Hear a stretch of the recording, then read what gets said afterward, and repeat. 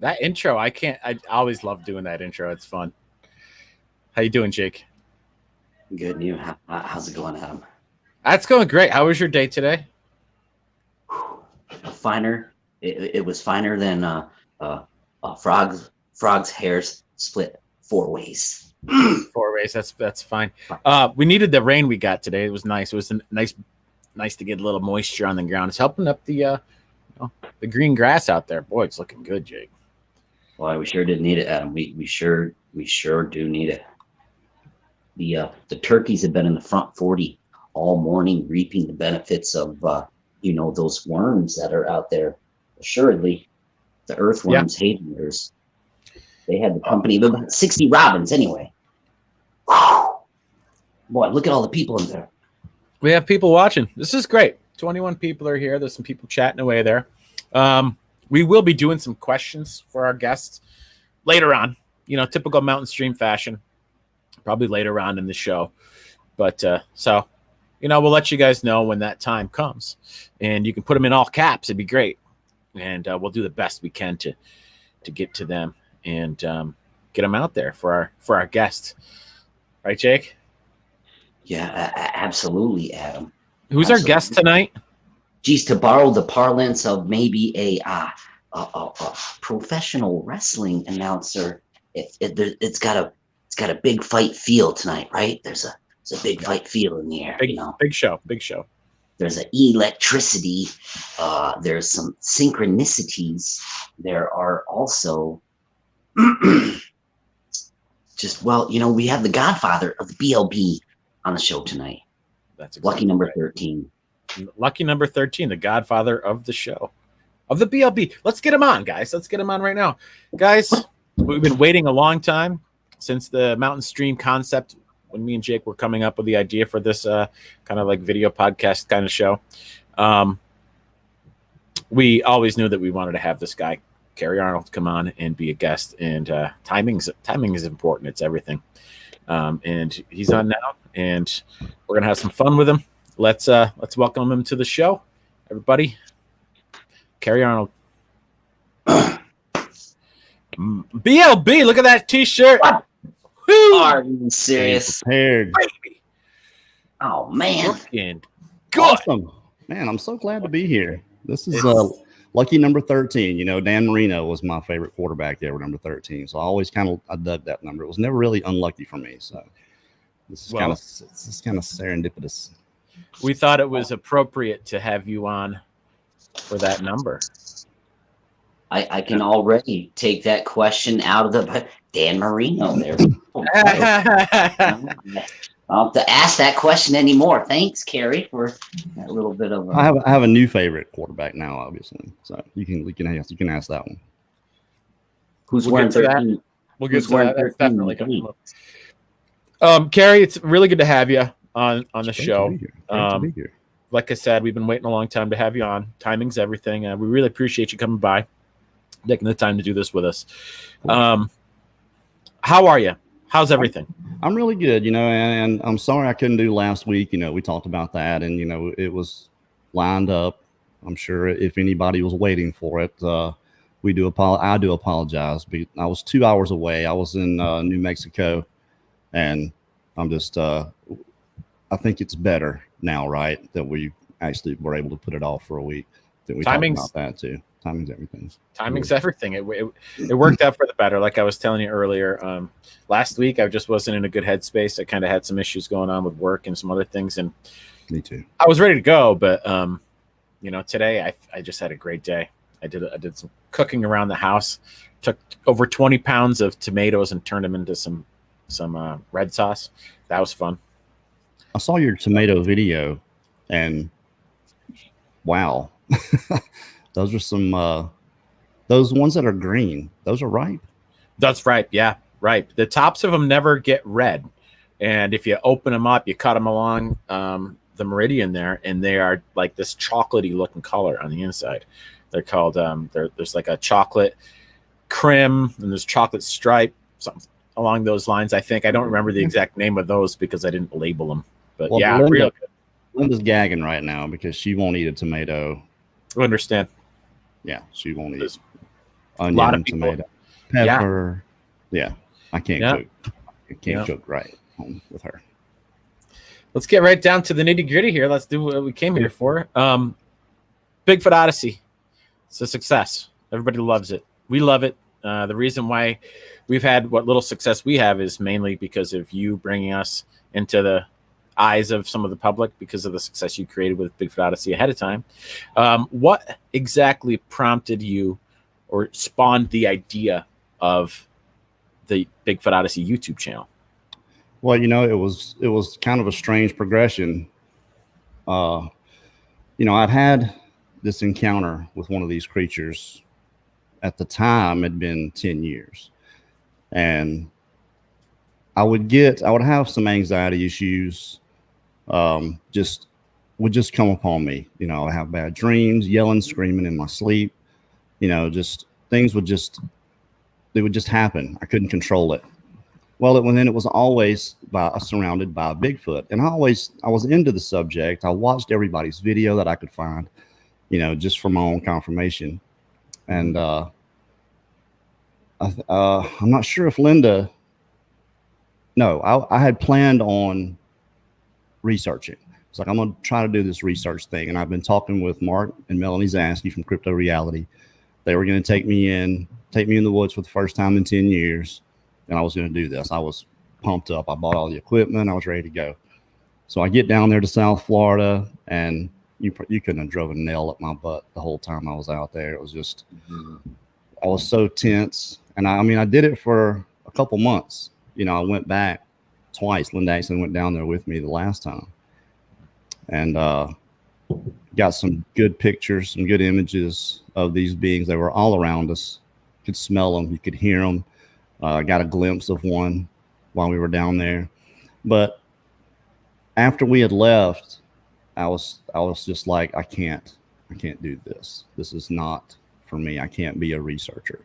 I can't go looking for them. So Linda suggested that we do interviews, and we'd go to people and film their interview and put it out for everybody else to see. I was like, well, if we're going to travel, we're not just going to tell their interview. We're going to do the whole story. We got to find people that have got multiple experiences, a lot of stuff going on around their home, an odyssey, if you will. The reason we called it Bigfoot Odyssey. I had another name for it, actually, and then I can't remember what it was. We went through a lot of names. It settled on Bigfoot Odyssey, and was actually the format for the show. The way we do it, we interview, and then we'll cut back and forth to the field. We'll do the interview with the people, and then when they get to a certain point, we kind of segue. We go to the field and shoot where these things happened, or by the house at the window where this thing was standing. It's kind of our format. And I stole that from. I got the idea for it from watching the Highlander movie, original Christopher Lambert, Sean Connery, Clancy Brown. There can be only one. There can be only one. Yeah, Queen soundtrack, one of the best movie soundtracks ever. Here we are. Who's that saying? Live forever. And the idea, how I got the idea was, he would be like sitting on the couch, and he would think back to 1514 or 1783, and then it was back. And that gave me the idea to do that back and forth, to have that format, to not just sit and have this one long sit down interview and bore the heck out of everybody, but to actually, switch it up back and forth. So that's how it came about. And that's how we got popular, was from doing the travel shows. We do the live show, which is okay. But, the travel series, that's what everybody subscribes for, is that, most people. Sure. Yeah. One of the first channels I got watching was your channel when we started doing some of our research, and, loved it. And it's great. And sometimes it's just awesome to be here with you right now. Thinking back, watching like the first Bigfoot Odyssey travel show that I watched, and now being here with you on our show, it's just awesome. Talk a little bit about, Daniela is all the way over there in the UK. and she does a great job. She produces your show, and you guys are awesome. You click, you mesh really well. It's just awesome the work you guys do together. What gave you the idea to have her? How did you guys connect, and what gave you the idea to have her produce the show? Well, when I started Bigfoot Odyssey, I was like, well, I guess we need a Facebook group. So I started, and there was like 20 people in the Facebook group, and she was one of them. You know, her favorite episode to this day is our very first one, which I can't stand to watch. You know, I love it. Know, just well, he came up out of the where he stood up. Is that the guy behind the back of the tractor trailer and the? That episode's great. Come on, it's great. Well, I look at the editing that I did in there. That's what I think is terrible. Okay, but we came a long way since then. So she was in the group, and she was very vocal and just didn't take crap off anybody. You know, she was so straightforward, and somebody was posting a bunch of blurry ass pictures. Excuse my language. Just, you know, the close up pareidolia pics and making all kind of claims. And she was like, she left the group. So I hit her on Messenger. I was like, "What's up? You know, you're like the rock star here. What happened?" And so we actually talked on Messenger. Then she's like, "I can't stand that." I was like, "Why don't you be an administrator? Why don't you take care of stuff like that?" Because, you know, she's, like I said, doesn't. So she did. She took over, and, you know, the Facebook group started growing. I mean, it's almost, I think it's close to 6,000 people in the Facebook group now, and she has done it by herself for a long time, and I try to help out as much as I can, but I just don't think about the Facebook group very much with everything else that we do. So when we decided to do a live show, just something to do in between the travel shows, that's all it was going to be. Researchers report is what it was going to be. I was going to have researchers on talking about their areas, you know, but I was going to also have researchers guest host. So there would be 2 researchers on there at any time talking with each other about, I just thought that would be a good dynamic, you know. And eventually it just got to be, I think we got into like our 20 something video, and I was like, look, we're not going to have anybody else on. It's just going to be me and you, Daniela, because she was still producing. She just wasn't there all the time. She was doing all the work behind the scenes. I was like, I'll host, you co-host, you can produce, and that's what we've done for over 100 shows by ourselves now. Yeah. So and we're always seeing feeds in our Facebook posts, you know, Daniela welcoming new people to the group, you know, each week as that Facebook group grows, you know. She does a lot of work, and I'm hoping I can start paying her again here pretty soon. It's awesome. I will be able to pay her, because I had to pay her. Anything that Bigfoot Odyssey made was a lot of her efforts. So I mean, it was not a ton of money or anything. Every little bit helps. Definitely don't think that, but since COVID hit, you know, she's we haven't been making anything. So she stayed with it, though. She does it. She does it for nothing. We're all very happy that she did. Kerry, you've done other shows since the travel show. You've branched out, and you have the Researchers Report, which we all know and love. And now you got the Shutter, which is a completely different channel altogether. Right. And that's fun. And then we also have the Late Show, which if anybody on here doesn't know the Late Show or doesn't watch the Late Show, you gotta watch this. Even if you're not watching it live, listen to it at least. It's interesting. The concept of the show, to me, I love it because it's just laid back and you just talk about stuff. It's great. I love it. It's very, very fun to listen to. So that's a lot of content you got. You got a lot of things going on, a lot of irons in the fire. You're a busy guy. Now you're back to work. Back at work. Full-time job. What does Linda think about all this stuff? She's obviously cool with it. Does it impact like your relationship in a good way or a bad way, or is it, you know, guys closer? We're so cohesive, Linda and I, that I don't have to say anything, because if I'm going into my office, she'll say, "Are you about to do a live show?" And I'll say, "Yeah, we're going to do one here at 9:30." Say if it's 9 o'clock, and she'll say, "Okay, I'll turn the TV down."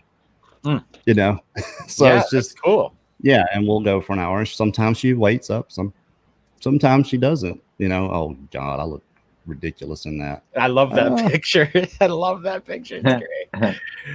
You guys are awesome. So, I mean, you're one of the lucky ones. Like, both me and Jake are both lucky that way too.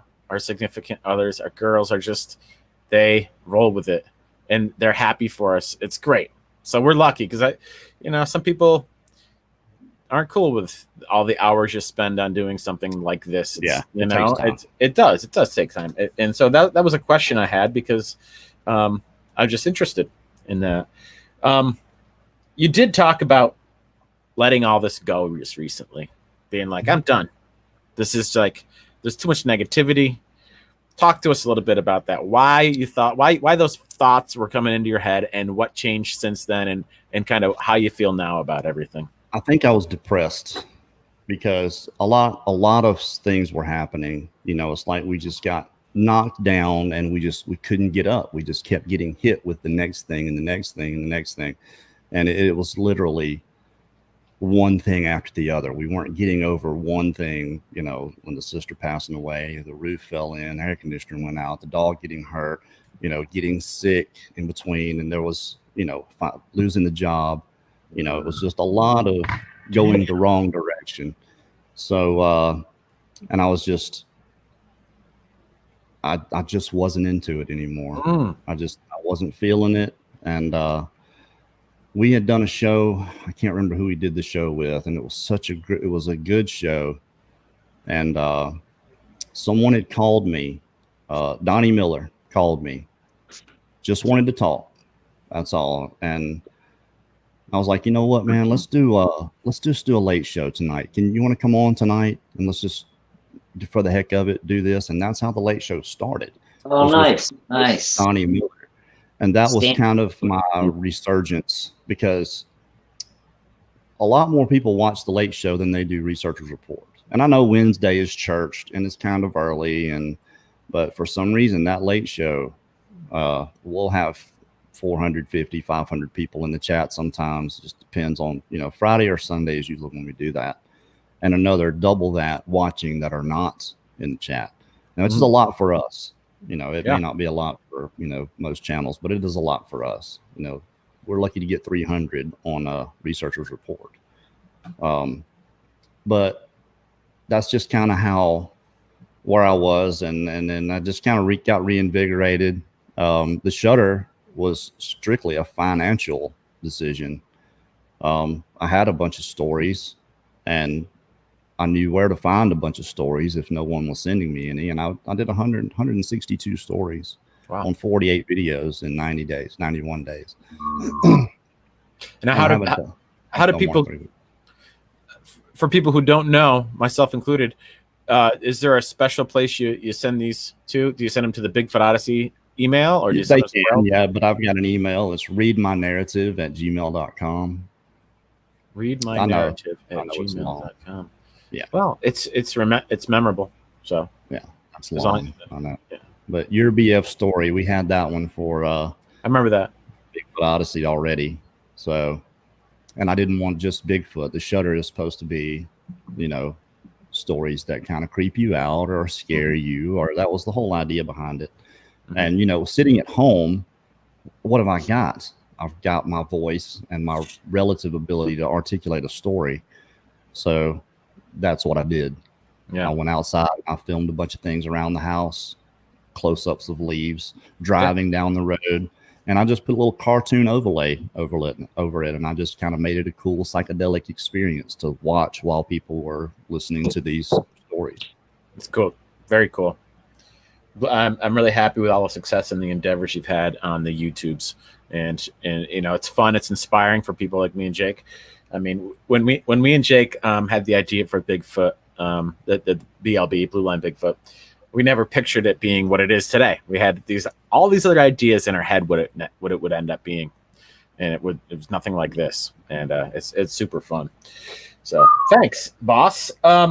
Kerry, you work in the oil fields, and now you work in an inside job now, right? For the most part, yeah. Most part, but you've been used to all these typically working, for years outside. And is it kind of like a roughneck situation, like you'd find on these like shutdowns with all the welding guys and what I do is technical. Okay. It's not.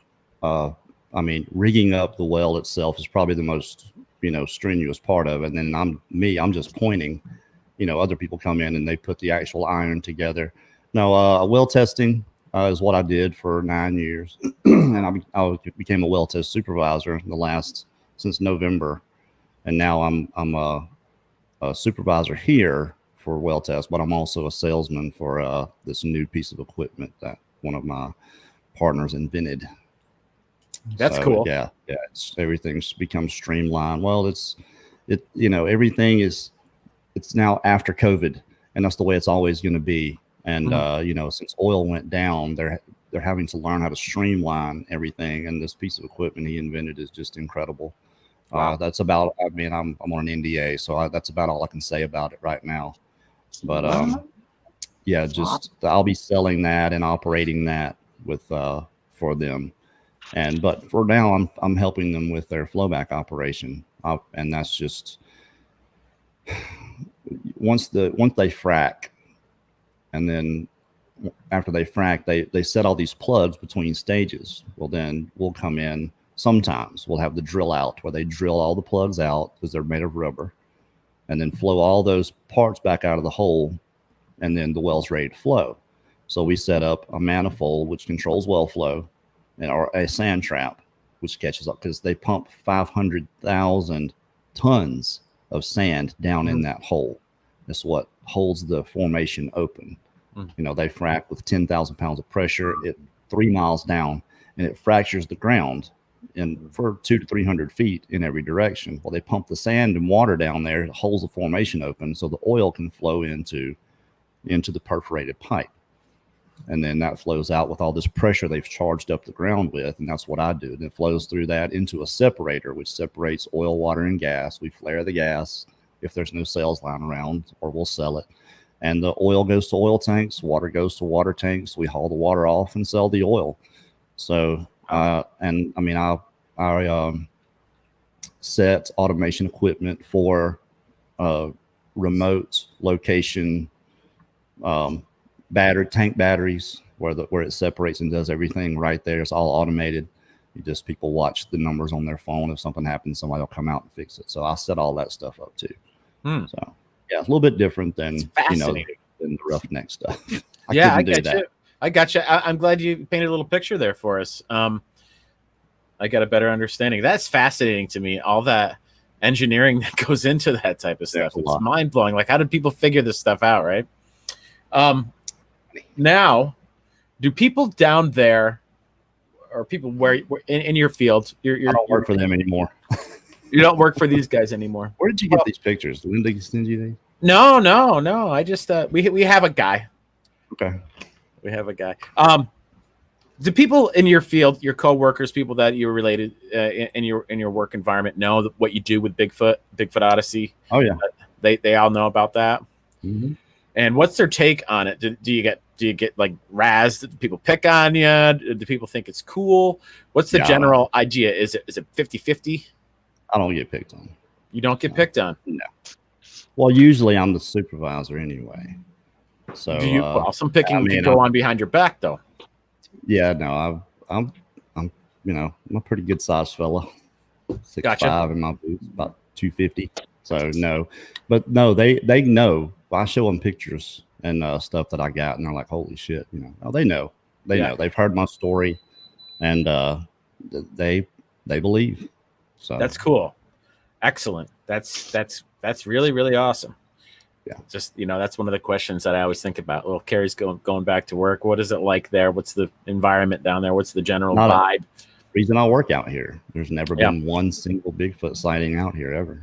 Well, yeah. There's no habitat. There's no trees. There's no literally.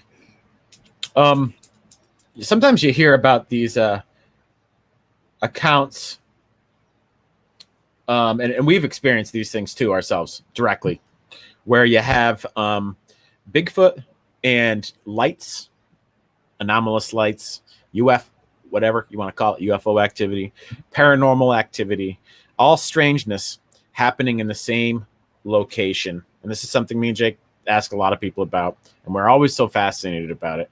Like, let's say there's two hot spots here in our general vicinity in a 25-mile radius. There's two of them that are kind of like, they're less than a quarter mile around, where you see lights, we hear Bigfoot stuff. There's a lot of things that are we think is Bigfoot activity, UFOs, and all in the same spot, like almost exactly the same kind of small little area. What do you think about that? Do you have any kind of research into that type of stuff, or what do you think that may be? You know, we've heard so many stories that either have something paranormal in it or the orbs in it, and not as many as the ones that don't. But every now and then one of those creeps in there where this strange stuff happens. And I'm of the mind that it's not Bigfoot doing these things, that it's coincidence that Sasquatch is in this area and there's these things going on. Maybe there's some type of energy in this area that it enables the paranormal and attracts Bigfoot. So maybe that's the thing. I have trouble, believing that this flesh and blood, we know they're flesh and blood because we have their flesh and blood samples. We have their hair samples. Mm-hmm. This flesh and blood and bone and beating heart and brain and seemingly primitive, sentient being can transform at a molecular level every part of its being into a ball of light and then back again. It just it skirts the laws of thermodynamics. Now, if you can get into the quantum physics of it, okay, then you start to find some things that are plausible. But there's just too many whys in there for me. And, we always ask those questions, and why is one of them, the what, when, where, and why. So that's just what I think. That is my personal opinion. These people that they're definitely experiencing something. You hear, you get to know these people a little bit, and there's no reason for them to be making it up. Well, me and Jake are two of them. Well, you have to be a sociopath otherwise. It blows our minds. It really does. It blows our minds. This location, we call it, what do we call it up there, Jake, in Irish Town there with Snyder and everything? Anyway, it's a hot spot, we think. There's a lot of activity. What's that? What are you seeing? Well, through that area, I've seen UFO, what I think is a UFO, lights that just don't act normal, kind of like the typical darting light like that doesn't have any specific, you think it's a satellite and then it stops. Then it moves a little bit and then it goes. On a trail cam, my buddy had out there was a wolf in the area and he just had a new puppy. So he set up a trail cam in the neighbor's field. They have this beautiful old field and there's actually no one that really lives there. So he set up the trail camera hoping to get a picture of this creature, which ended up being a wolf on a trail cam. And this picture came through, which ended up being 5 lights, totally level, 5 lights in the background. There was 2 pictures. The first one, you could see him way back, which I think was the end of the field. And the next one, they were probably maybe 100 feet or so, maybe 200 feet in front of the camera. And it was huge. This thing spanned at least 50 feet across, 5 big lights. You can't, there was no real size comparison because it was all black besides this bar of lights. Very, very strange. Also in that area, the Snyder Mountain or up in there, people have been camping up there, or they're camping on top of the mountain at night, hanging out, got the campfire going, and they notice some light down below in the valley below, and all of a sudden it comes up and it's meeting them eye level from below, bright white lights, and then it just darts it off to the into the sky. And these are from people that, I believe these people. They're not just, and there's 4 of them camping telling me that story. There's all these other Bigfoot stories too, right from the same location. Jake, what about what you've heard there? Yeah, and the random, I might be jumping ahead a little bit but the timing and the gods of timing. And so one night there I was, designated driver, sitting at home putting a little hot sauce on my popped corn and watching some movies, waiting for the call. Long story longer, I get to this drop-off point. It's a farmhouse up right next to Snyder. Snyder's right here. Anyway, it was a ladies' night out. The ladies were helping our friend to the house, and I was sitting there listening to the radio, and I'm like, I have this this cairn over here. I'm gonna go out. I'm gonna walk out by the road and look at this cairn. And as soon as I got out to the road, just admiring how nice it was. And it's like, almost 4 in the morning at this point. That's when I heard. Yeah, so I heard something that I can't attribute to anything other than not anything around here, and like I don't know how to. What does it sound like? It was a scream, but the scream filled your chest like like when Adam heard something down by the farmhouse. He felt it like vibrating the windows. It was so close. Like this thing, it sounded, Snyder's probably a good as a half mile as a crow flies, but it's right there across the road. And it sounded like it was coming from around the ledges on Snyder from the other side, but so close, like the lung capacity for whatever that was. And then I'm just like, why didn't I stay in the car? What are the odds of, why didn't, who's writing this stuff? Right. I don't know. No one.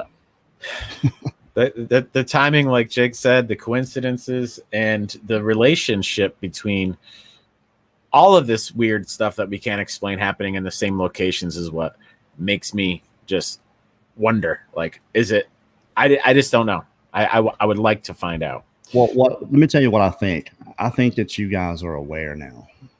These things have probably been happening forever. Mm-hmm. Now you notice it. Yeah. That's just what I Well, lots of stuff that I think of things that I never knew the answer to from things that happened to me. Once I started doing the research with, this subject, it kind of makes me think, oh, that's what that was. When I was a little kid and the dog got out and I'm walking down the road to the neighbor's house trying to find the dog, and I hear something pacing me in the woods. I always thought it was a wolf, and it scared the crap out of me. And I was in tears. I was like 7 years old. But this thing, you could hear it, and I would stop and it would stop and it would not move.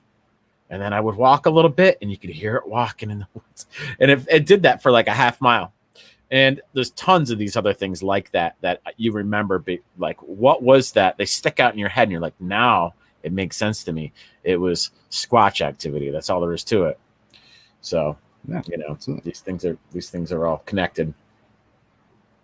Kerry, sometimes you hear of people having more than one encounter, people that aren't even in the field of research or interested in finding anything out. They just are just some average people, and they have a Bigfoot encounter. And then, a year later, they'll have another Bigfoot encounter.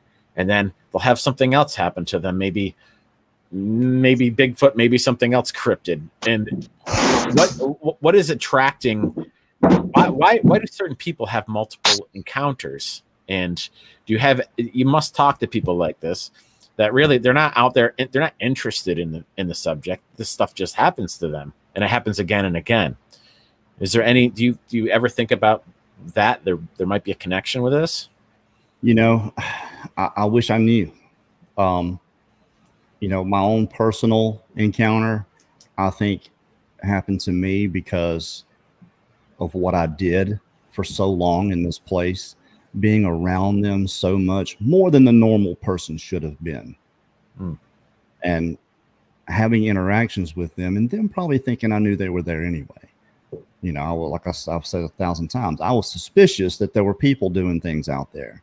I could hearing talking and, the knocking in the distance and all these, strange things that happened. So I think it just depends on, I think if these people are doing something specific and there are Bigfoot in the area, and maybe these creatures just find them interesting, or they like to watch this one particular person, what they do. And, it could be as simple as that, and then for the most part, people are just completely and totally oblivious. Yeah. I was oblivious. So it's not even a thought that comes through your head. These things are sitting here watching you, and no one's the wiser until you become aware. You watch a show like this or like ours, and you get to thinking, oh, okay, maybe these things could possibly be there. And then all of a sudden you start to notice these things. I hear that one a lot. People are in a place for 20 years and never experience anything until one day they see it. And now they've seen it. Now they're starting to hit the house and they're throwing rocks, and all these things are going on that they never noticed before. Well, they were always there in my mind. You've changed. Gotcha. Your behavior has changed, because once you become aware, and especially if you've seen it, now you know. Okay. You don't have to try to force this into your paradigm. This thing has changed the way you think, even subconsciously. It has to. You don't have a choice. So now if your subconscious changes, your behavior has to change. Whether you think it is or not, you're probably doing things differently, like taking a little bit longer look around before you get out of the car and go in the house, And I think they watch us closely enough that they notice these things. And especially if they know they've been seen, and I don't think the game changes. I think it's game on at that point. Absolutely. Because that's just the way it seems to be, time after time after time. Donnie Miller is one of those people. He had this caveman 10 feet behind him, hitting the ground and stomping at him, trying to get him, obviously to get the heck out of there. And then after that, he's noticing all these things that are going on around him. The Gotros is another one. I was going to say, good old Carl and Rachel. Starts missing dog food, right? I'm talking about a lot of dog.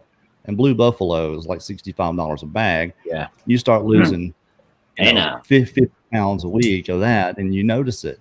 So all of a sudden one day he finds a footprint in his yard on his concrete slab. And there's no doubt it's a footprint. And from there, all this, because it was happening. Obviously they were coming in the yard, probably hitting a bunch of yards around there. But now he's noticing it. The game has changed. Now it's actually a game. Cameras, and they had to have either thrown something or knocked the camera off one day. The loud screams, the strange whistles, the actual sighting he had. Yeah. So these things go on. People are just so unaware, and that's our charge with Bigfoot Odyssey, is to get people to start to look and just think about it. You don't have to believe, just consider it. And then look at your world again. And I think that's the best angle that we have. You're not going to prove anything to anybody. The best we can do is convince them that they're there. Yeah, I mean, it's fascinating. I talk to Jake all the time about that. Me and Jake are convinced these things are real. And when I was at this job site yesterday, up in the middle of nowhere, nobody around at all, no neighbors, no nothing. And I'm just sitting there looking out in the woods, on this porch, staying in this house, and just thinking of the concept of these creatures being out there. And this is a beautiful area, Kerry. There's just forest, wilderness everywhere, just gorgeous. And just wondering about these things being out there, and it's just amazing. You were just talking about footprints. I want to show you these. I want your take on a couple of footprints we have here. This is what we think is a left footprint. This is right from our area. If you see in maybe, I don't know if you've gone to our website or some of the other videos we've done where there's some plaster casts we've made that are a lot like this shape. They're very, very thick, very wide, and very kind of square looking up at the front of the foot. What do you think about this thing? Well, it looks like to me, I mean, especially toward the back, you know, you got to think, it looks like to me that there's no toes on this, but because of this mid-tarsal joint, and I think the way they walk, I think they pick their feet up and put them down. I don't think it's a heel to toe type of thing because of that mid-tarsal joint and that inline step. Was this the only one you found? No, and look at the top where you don't see any toes. Mm-hmm. I think the snow kind of backed back into the footprint and covered the toes. Because look at this. Could have been that too. If you look here, you have to kind of look at the right way. You can see 1, 2, 3, at least 3 toes up there in the front. Right. That's a right foot there. That's a right foot right there. Yeah, I see it. This you stuff can is kind of see this mid-tarsal joint, you know? Yeah. Oh, yeah. And this heavy imprint right behind where the toes are, you see that so much. Like that's where the brunt of the weight is being put, and that's where they're pushing off from for the next step, possibly. Yeah. You know, it's a lot of weight to carry. Yeah. If they're big, yeah. I don't think, you know, they're not all big, obviously. Sure. But that's a big foot to carry. Yeah, these things are, you know, in the Adirondacks, I always wondered, I'm like, just because we're here, are they smaller here? And I kind of don't think so at all. I mean, those prints are big. We found huge ones before. We think they're just as big here as pretty much anywhere else. There's been a talk of what are called generational Bigfoot activity, where you'll have, say, a grandmother who's seen Bigfoot and had several encounters, and then her daughter has had several encounters, and then her daughter has had several encounters, and it goes on for generations sometimes. And I was just wondering if you talk to people like this where this happens. I mean, Jake, certainly have. And do you think there's anything special to this phenomenon, or do you know anything about it?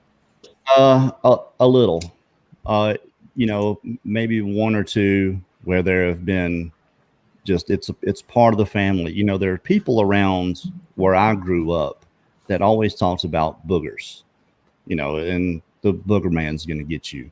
And then these stories that people tell about the catamount, rougarou, is another one. And where I'm from, rougarou is Bigfoot. It's not a shapeshifter. It's not. That's what they called it, was rougarou. Whether it's right or not, that's just what they called it. Yeah. The Cajuns that were around, you know, because we're Louisiana, Mississippi. We're all just right there. Yeah. So these things, a lot of things were seen, and people talked about them, but it never got reported because there's nothing to report. You know, you just kind of report it to each other that there are these things that, you know, grandfather told them about, you know, stay out of this part of the woods at night. And there are so many places around there. There's a place called Devil's Backbone.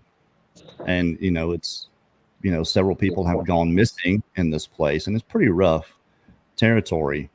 I used to deer hunt out in there and heard what I thought was red wolves howling. Could have been Bigfoot. I don't know.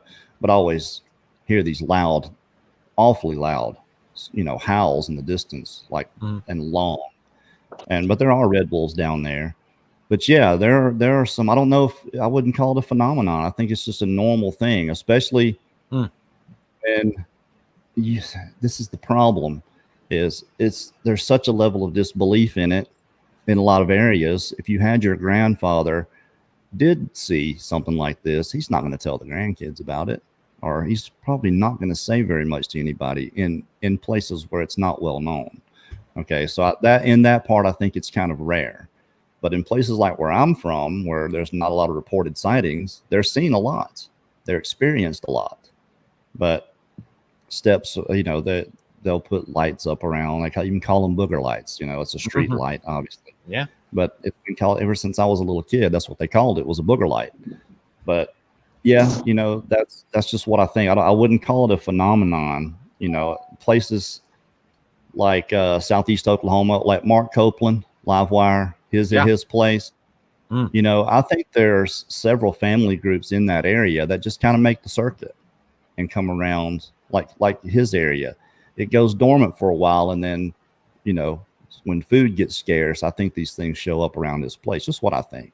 You know, I could be 1,000% wrong, but they've probably been doing this for a long time. Sure. And now all of a sudden his son has this, you know, starts to see them, and he starts to understand what's going on here. Mm. And now he's aware it's happened. It happens a lot, and now they're gone and back. But there are other people in that area. The same thing happens. No activity, and then this time of year rolls around, and boom, here they are. Yep. So, yes, I think I kind of mulled through your question a little bit there. To answered it very nicely. As much information as I could. So what you're saying is it less of a phenomenon, maybe more of a geographical occurrence. They just happen to be where they are, and it has nothing to do with the lineage. It's just there's no spiritual connection or some kind of, squatch sense going on between the bloodlines or anything. Just happen to be there. Again, you're talking about I don't want to call it a division, a dichotomy. It's a broad range of behavior, the way these creatures look, the way the people interact with them. Sometimes it's good, sometimes it's bad. I think sometimes, you'll get the perfect storm, like the Janus with, what's his name? Fox. That situation where he's around for 50 years and dad knew him, and they really know these creatures really well, trade with them apparently. Joyce Green, is that her name? I can't remember. Not familiar. The book she wrote, but yeah, there was some lineage there. But I think it's just so. I think if it happens a lot, we don't hear about it.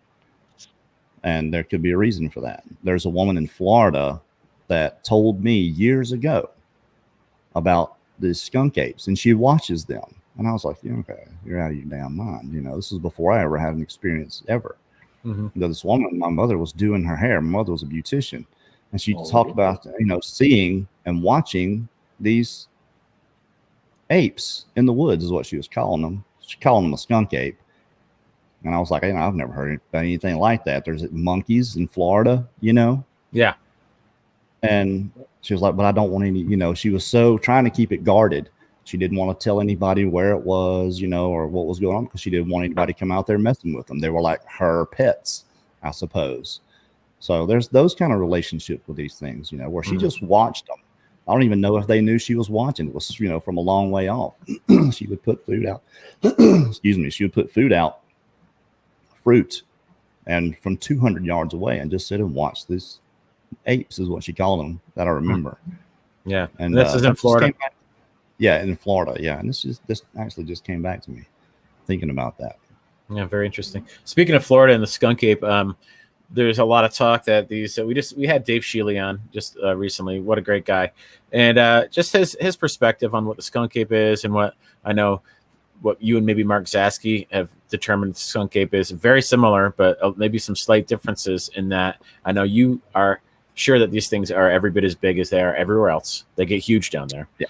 And maybe I'm thinking that with Shealy, the ones that he's seen and he's recorded, maybe he just didn't get a big one. Maybe there was just smaller ones that he happened to see. And he's not big seeing ones are rare down there. Is that what you think? Well, I think they just you don't see them as often. I don't think they come out as much. I think the younger ones like to have more interactions with people. The one that I got a glimpse at was only about 4 feet tall, unless it was on his knees, but it wasn't huge. Yeah. And, when I was there, I'm pretty sure we saw one step out and then back in the trail. Pretty sure that's what that was. It was so quick. But it was about 60 yards down. I didn't want to go down there after that. But a few days later, we're in this place called No Man's Land, across the canal, the island. It's more like a peninsula. And we're in there, and that's where they catch all these, these faces sticking out of the bushes looking at you, And most of them, the big ones, the 9-footer with his head poking out of the bushes. And they're doing a segment. I'm standing up on this, this hill, and I got the canal behind me, and this is kind of thick, and there's woods, and there's palmettos everywhere. And I just kind of looking off. I can see for a long way because I'm up on this hill. So I'm looking off, 40 yards away, and I see an apex and shoulders, and it's like a shadow. The sun is really bright. and it's by a tree, and it's like these palmettos there, and I'm this dark place. It looks like the shape of something, and it caught my attention. I watched it for a while, and I was just like, nah, it's got to be a shadow or something, you know. So I go back and I'm listening to them do their segment. I look back over there, and it's gone. Yeah, that was one of these probably following my gaze. I think they do that. I think they know when they can move and when they can't. Sure. You know? Putting a camera behind you is a really good idea when you're in places like that. Me and Jake were doing that just recently. Or we said we were going to do it, but then we never did. Carpenter style, yeah. Yeah, we get out in the field as much as we can. I wanted to talk to you about something. I had an encounter, or not an encounter, but I found these tracks. And now these tracks I found were in the same place that we're talking to you earlier about what we call Irish Town. What's called Irish Town, where there's been UFO activity, Bigfoot activity.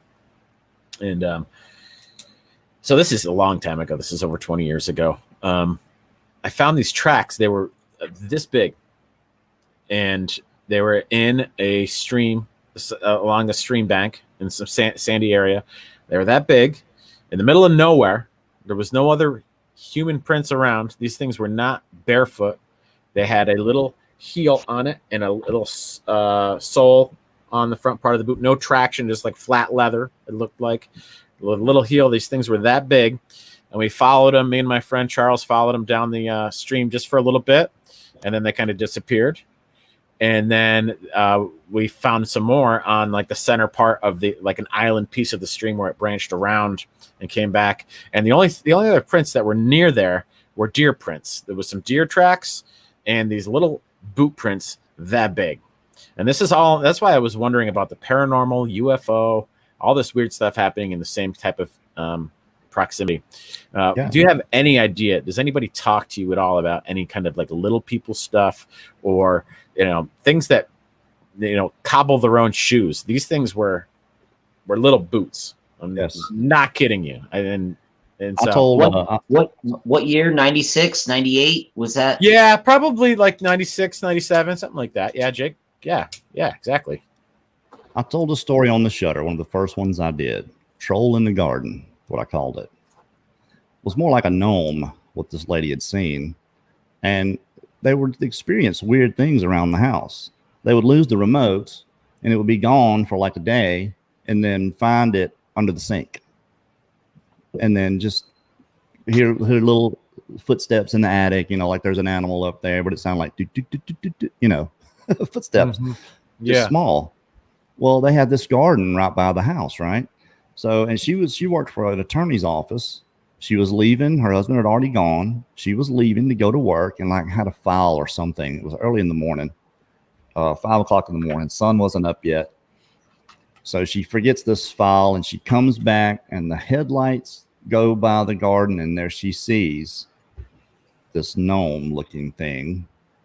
I can't remember if she said it had a beard or not, but it had on a little yellow hat. It was about 1.5 feet tall. Wow. And it has vegetables in its hands. Well, it took off running.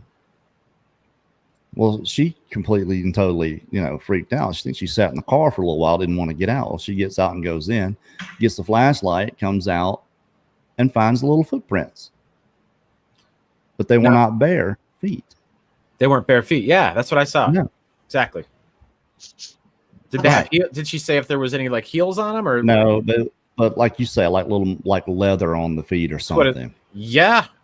Like there was something on there. They had clothes on. This thing had clothes on, colored clothes. Colored clothes. That's freaking nutty, huh? Yeah. Yellow. These Louise. Yeah. And this was not something that I went and heard somewhere. This is someone I talked to on the phone. Yeah. There are a lot of these stories. There's probably 10 stories that I wrote for the Shutter of people that I talked to on the phone about experiences like that. Just a lot of ghost stories. A man that had just all this paranormal activity going on in his house, and one day he's at the sink, and he feels his wife. He can hear her come in. Takes a few steps, and then he backs up and runs into her, right? Like her hands hit his hips. Yeah. Oh, and he turns around and there's nobody there. Nobody there. because the wife's outside. Oof. Yeah. But this is after all these other things go on, you know. And this guy, I'm talking to him on the phone. I was like, dude, what did you move?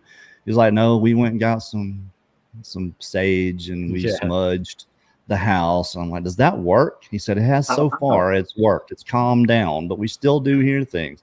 Look, Linda and I have something at our house. You know, it's a dark figure, whatever it is. That's not good.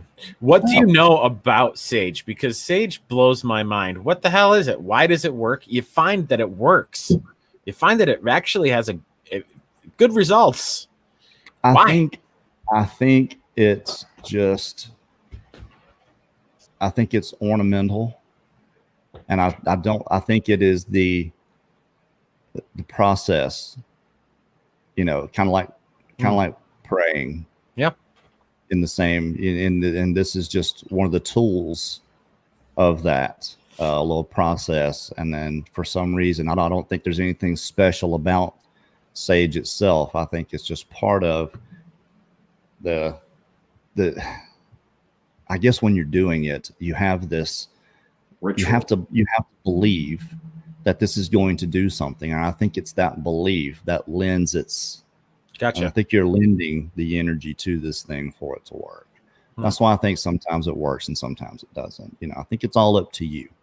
It's like I think it's just like a talisman. You know, that's what I think the sage is for. You know, very cool. So maybe you do believe in ghosts, because one of my questions was going to be, do you believe in ghosts? What? In a sense, you know, yeah, we're all just energy. Mm-hmm. You know, and you know, one of the first laws of thermodynamics is, you know, energy cannot be created or destroyed; it can only be transformed.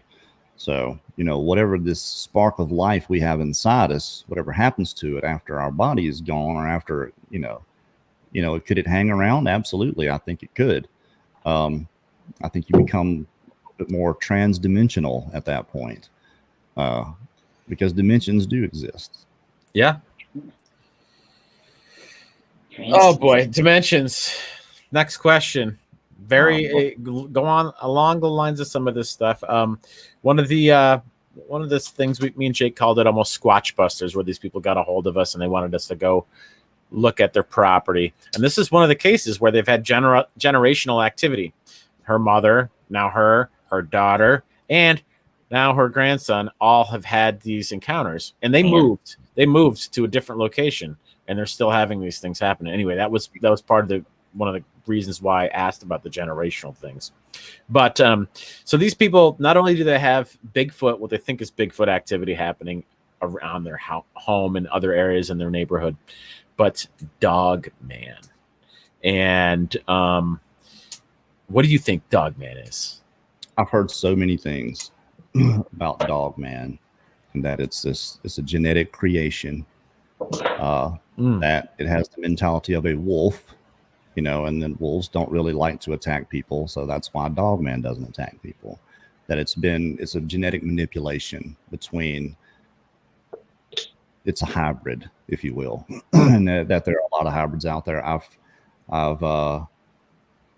you know, if you look at Egyptian hieroglyphics, yeah, you know, Anubis, yeah, it's a dog head person with a dog's head. So I don't know. I used to think that people were seeing Bigfoot and mistaking, you know, Bigfoot sightings for these things, but you hear people talk about seeing these digitigrade style legs, you know, and you hear some it's a Bigfoot body with a dog's head, and who knows what Bigfoot can possibly look like. You know, to me, they all look different. You've got this really pronounced, this prognathic mouth that, you know, where this is your gnathic index, is the angle from here in your jaw. And, you know, the hominids have a more pronounced, longer upper lip than we did. So I think it can look muzzleish sometimes. Yeah. And who knows about the ears? I mean, but you hear people say, hey, it was a German Shepherd head on a Bigfoot body, you know, the traditional Bigfoot style body. So I really don't know what to think about it. I really don't want to believe that there's something like that out there. People are seeing something, man. Who am I to tell them that that's not what they saw? You know? I got sorry, Adam. I got to raise my hand a little bit about this whole thinking back to that time and the whole Dogman issue. And I'm sorry, the only time I've ever been spooked on a job, you just mentioned about being up and all of a sudden, you can talk about prickly hairs and things standing up, but never in my pretty near half century old has it been specific like it was repairing the chimney on the top of this scaffolding. And anyway, Dogman, that Dogman energy came through, and get the heck out of there was the and really I just dropped trowel and basically ran out of that. I didn't run out of there, but geez, I'm like, what am I doing? Here I am, a grown man getting spooked. I'm not scared of the dark. I'm not scared of this. I'm not, but Yeah. What did I do? Dude, I put my stuff down and I'm like, dude, what is that from? Was that from going to see Clara's and like, is this thing following me? And like, I just spooked myself out, and I was going to work late that night and whatever. It was all, it was really nice. You didn't drop trowel. You dropped trowel. I dropped trowel and rain. Pretty funny.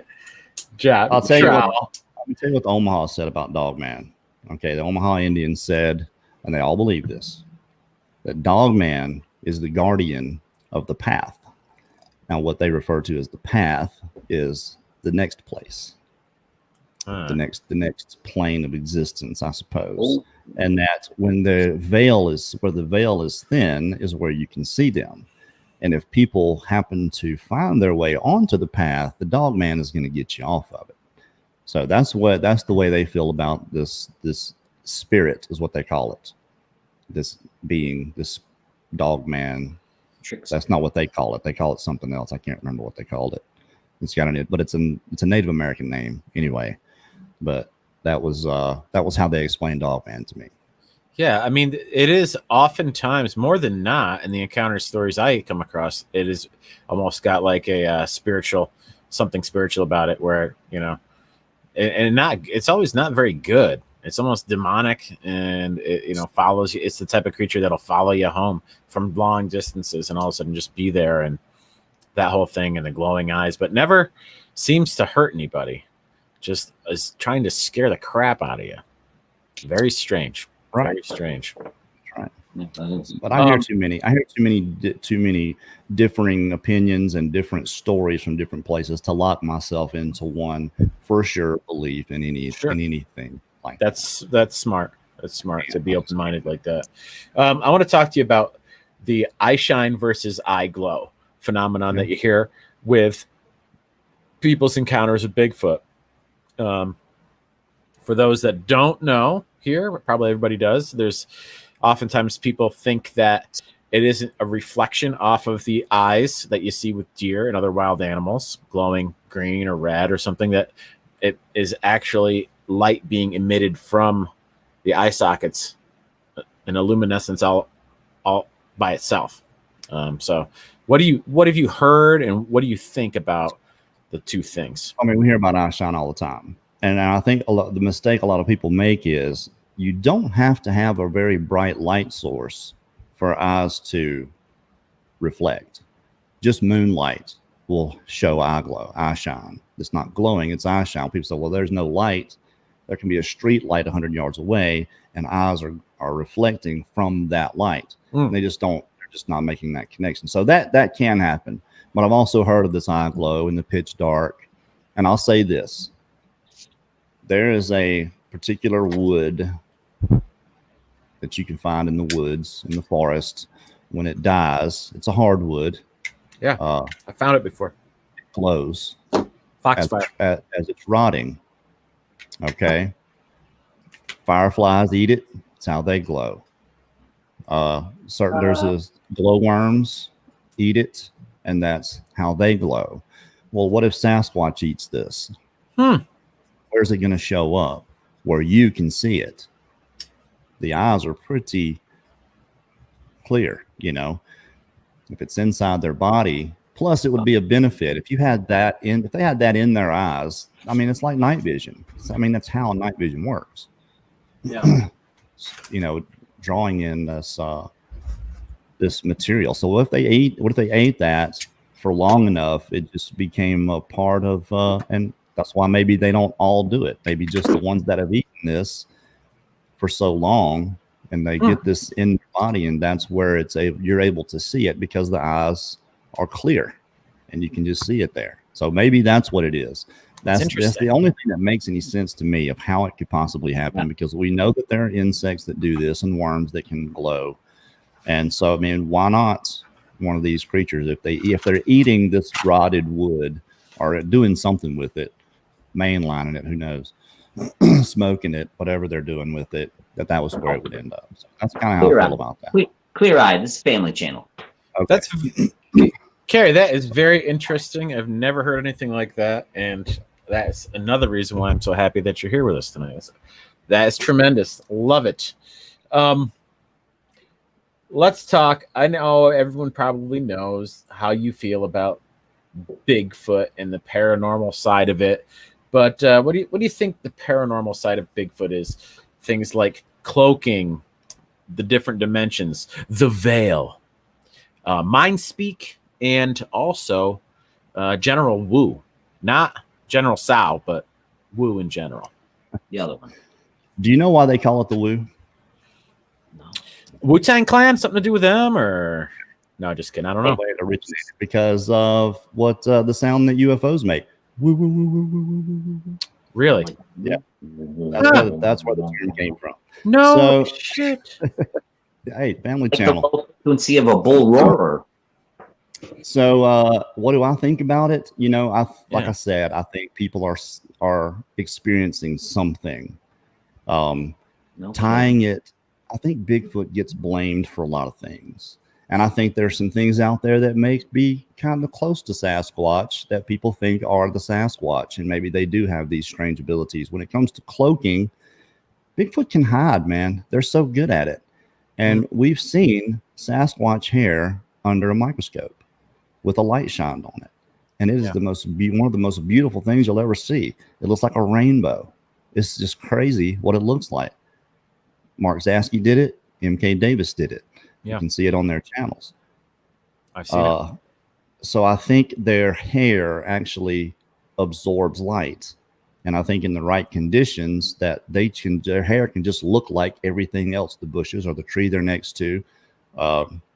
We've seen the green faces, you know, this achromatic aberration, this gray color with, if maybe they have some oil on their skin or something. Get up next to something green and they look green. You can take a gray swatch from Sherwin-Williams, put a clear coat on it, put it up next to any other color, and it's going to reflect that color. Gray is the only color that does that. Yeah. A lot of these creatures have gray skin, so they get next to something green and it looks green. This is just what I think. It's not what I know. It's what makes sense to me. Now,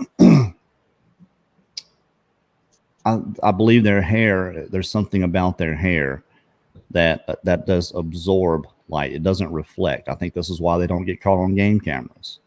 I think that because, you know, that infrared beam has to hit, detect the movement, and the light has to bounce back to the camera to detect this movement. Well, if that's not being bounced back, it's not going to set it off.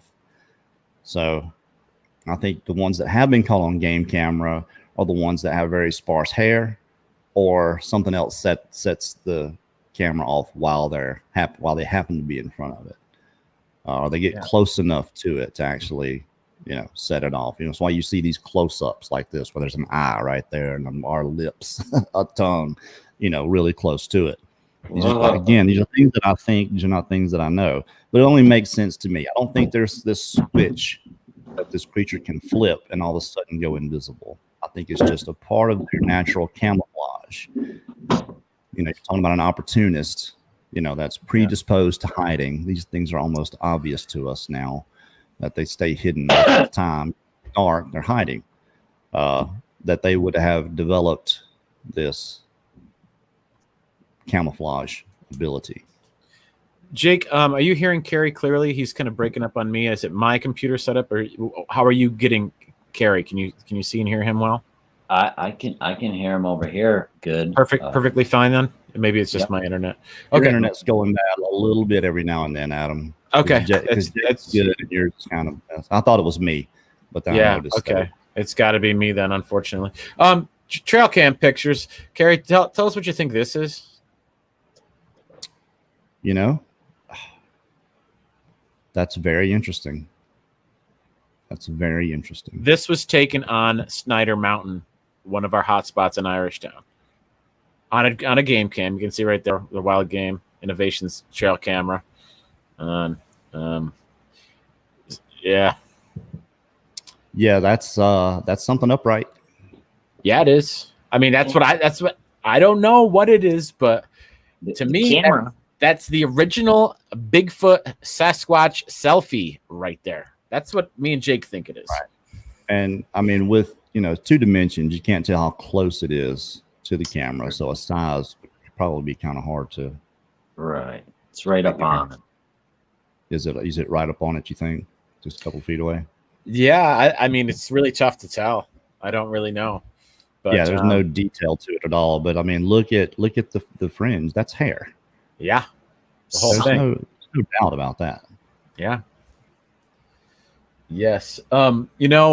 We've been, me and Jake listen to Wes Germer's show, like everyone does, because it's so fun.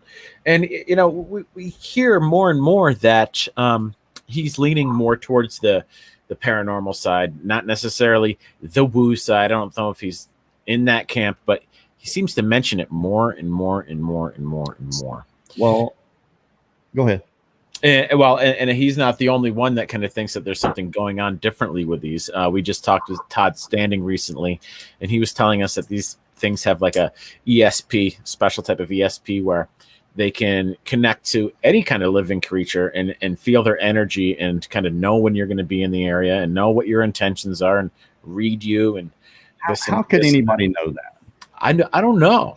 It's, how could you know that they can connect to any creature without them telling you? I like Todd. I think he's a genuine guy, and I'm glad there's somebody like him out there doing what he does.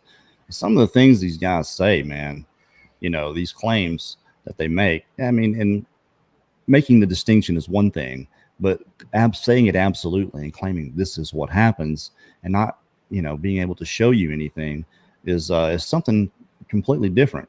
For me, when it comes to the other side, there's another side to this. If you want to split it down the middle, fine. There is a different camps in this subject. And if you're going to be in it, you can't turn away from one or the other. You just can't. We did for a long time, and it was not right. You're being disingenuous. You don't have to believe any of it. But if you open yourself up to the possibility, then I say this a lot, and because I mean it, if you just expand what you believe is possible, then you can arm yourself with this information. And because if you dismiss it outright, then you're probably just going to forget about it. And when something like this does happen to you, you're not going to have anything to draw off of. At least you can have some, if you believe that it's possible, you can just consider it to be possible, then you can have some frame of reference when you experience these things for yourself. What do you think Sasquatch is? I think it's a human primate. Really? I mean, there's no right or wrong answer, right? Isn't that what says there's like 2 camps? Is that where we're at, Adam? Is that the question we're at? The question is, yeah. I mean, is there anything else that you? Well, it looks like what happened to Jake there. Is there anything else that you think that flesh and blood? So, flesh and blood creature. Do you think that it's like a relic hominid? This thing is a Probably. I think they're probably related to us. I think these are the Denisovans or Neanderthals, possibly.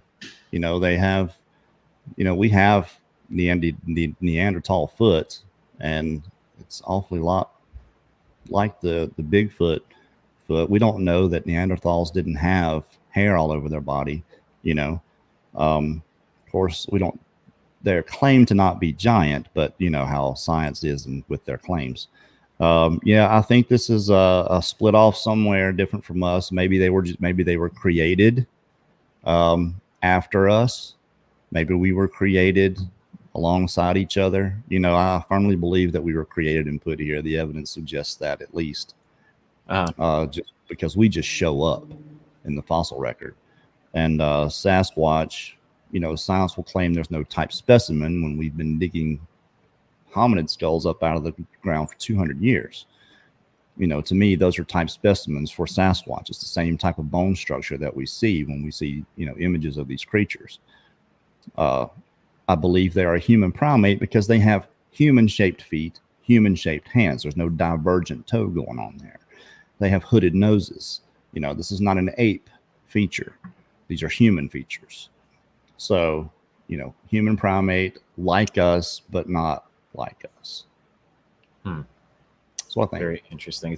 It always fascinates me, just to wonder, like, these things are out there, and like, why haven't we found one? Why haven't we proven that they exist? Do you think? Well, that's the question. No, we haven't.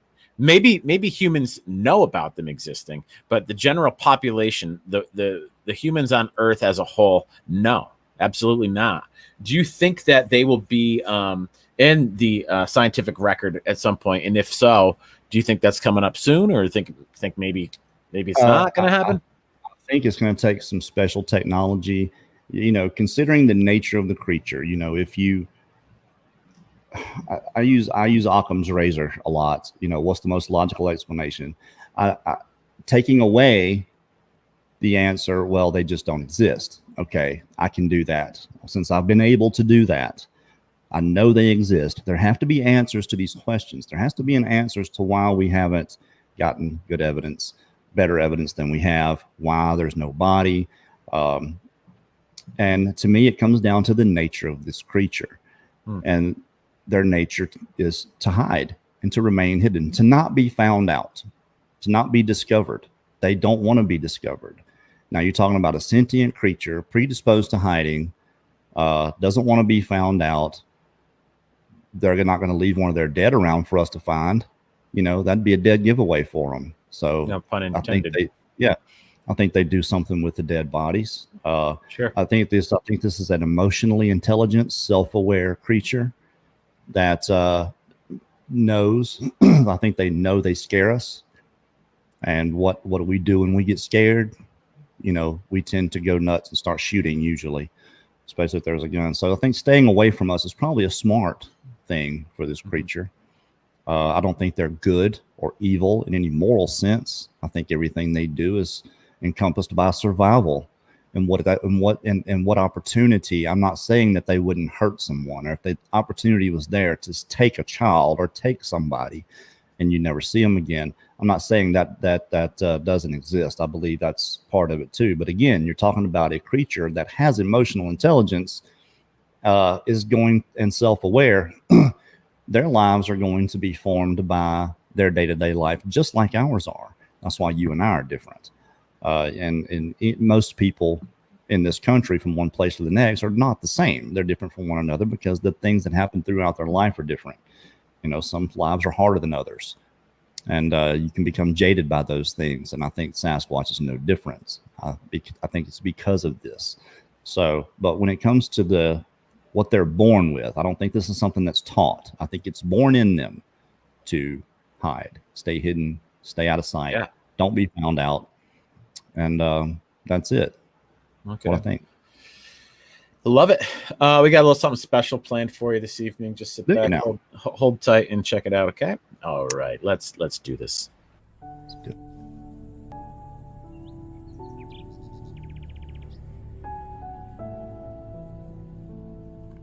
Hello, and welcome to another episode of The Rocking Chair. This week's guest will be Kerry Arnold. And now, your host, Stephen Siegel.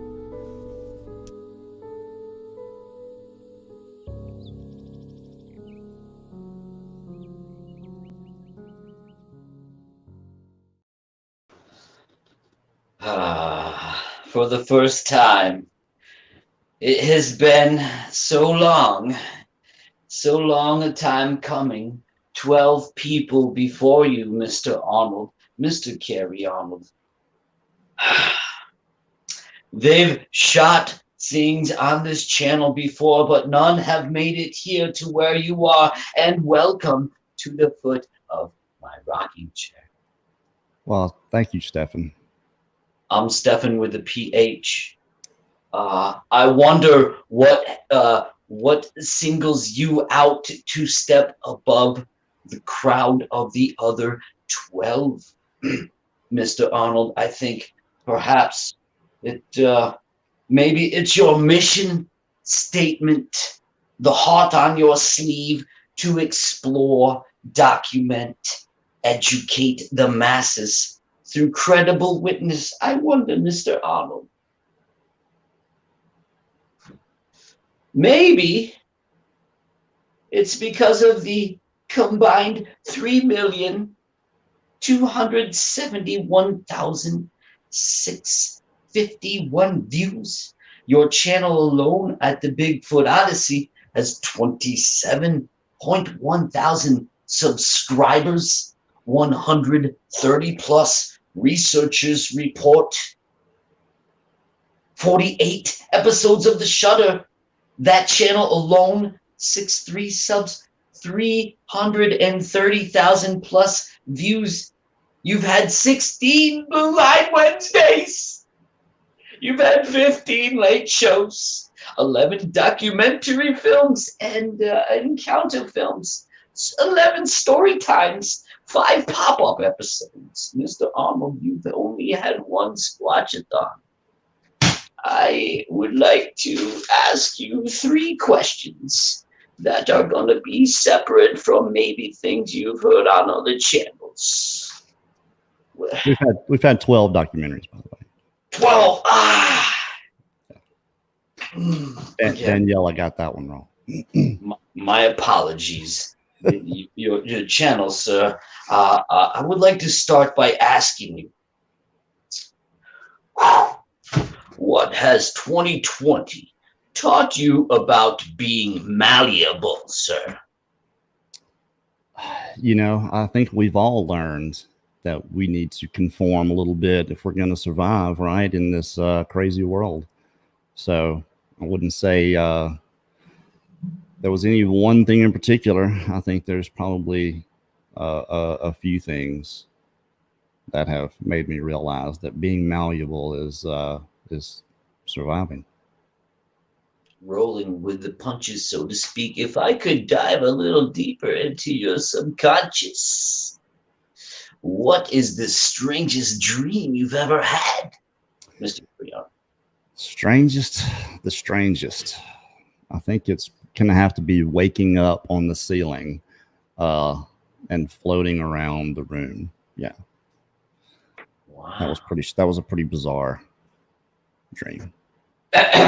I'm sorry to break kayfabe, but that's wow. That sounds like some interesting. I myself have woken up on the ceiling, so to speak. But I'm back to the questions. We're not here to talk about me, Mr. Ronald. We're here to talk about you.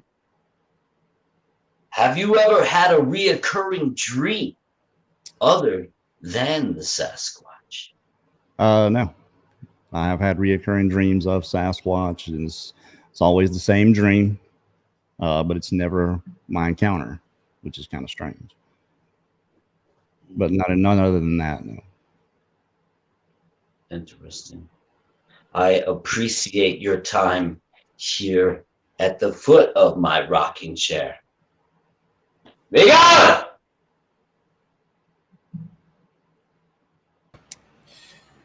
Fantastic. Wow, that was interesting. The rocking chair. That's great. Good stuff. Good stuff. Fun too. Fun.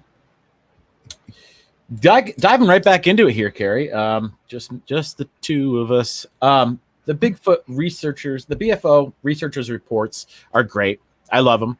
I know a lot of people out there love them. Do you think can you think of a couple, maybe one or two that kind of stand out that were special for you in some way? Researchers report? Yeah. Ron Moorhead. Good. Love it. Yeah.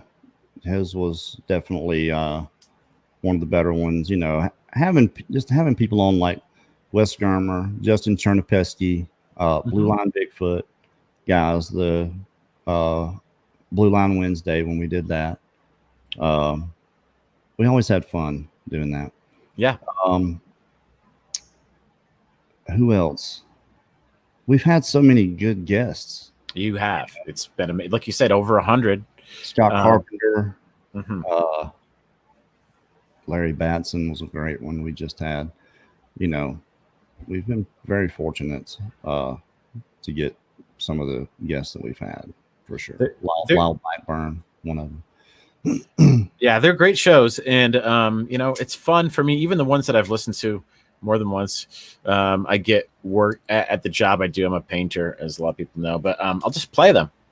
And they'll be playing in the background as I, you know, and then I'll bring the Bluetooth speaker around the building with me as I go. And it's just, they're entertaining. They're fun to listen to.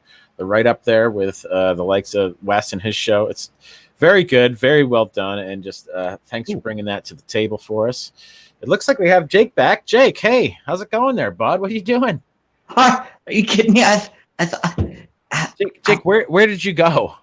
I'm not back yet. I'm fighting awful internet over here, gals and guys. You guys, I'm trying to log back into my laptop computer.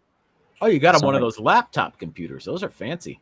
No, well, this one is from 1987, which is a Commodore 68. Yeah. Okay, so you'll forgive me. We're having some issues here. Okay. I appreciate you guys hanging in there for me. Well, it's good to have you back. Speaking of web computers and whatnot, what about website? Do you have a website, Kerry? Is there anything like that? What's it called? BigfootOdyssey.us. BigfootOdyssey.us. Okay, now what's that all about? You know that Scott was he was one of our field producers for the travel show. Created that, and there's a survey in there. You know, it was pretty much just a place people can go if you've had an experience. You can take the survey, and kind of a way to contact us. You know, my cell phone number is actually on the front page there. A cell phone number you can contact me at, and people call. They use it. Cool. Now, are you ever going to be doing the merch thing where we can get some Bigfoot Odyssey hats, t-shirts, stickers, stuff like that? Is that going on the website? Teespring. We have that. We have that stuff on Teespring. You do. You have that stuff. Oh, that's very cool. Jake, we got to look into this because I didn't know about that. That's all we need, those cups. Yeah, have had it for a while. Yeah, we have had it for a while. Awesome. That is good news. And this is all, we can find this stuff right through BigfootOdyssey.us. Yeah, usually you can find the Teespring store in the description of any one of our shows, Researchers Report. Gotcha. I don't put it in the late show just because I'm lazy. And it's late whenever I get done. You know, when you do a live show, you got to go back and add things sometimes, unless you're Daniela. Daniela does everything up front because she's not lazy like I am. So, yeah, I just create it. Sometimes I don't even put anything in the description. I just go with it. People will find it. They'll watch it. We were talking earlier about, you know, when I said that, you know, these things haven't been proven to exist, and you said, well, haven't they? That makes me think that the government, you might be talking about government related interactions or findings or knowledge that they have. Is there a specific role that you think the government plays? I don't think it's government. Possibly, I think it could be any one of the logging industry would have a very big stake, I think, in the discovery of this creature, simply because it's the logging industry, and you have to realize the amount of litigation would be involved just from PETA alone. You know, these creatures are hard enough to find.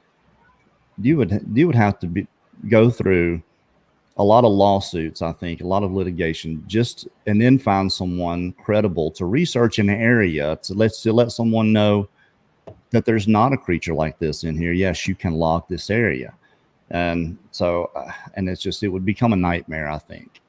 I think that would be, so I think the logging industry has a valid reason for helping to keep this and maybe it's just a disinformation campaign, like NVTV. You know, I think that's what that is myself. I think that's disinformation. You know,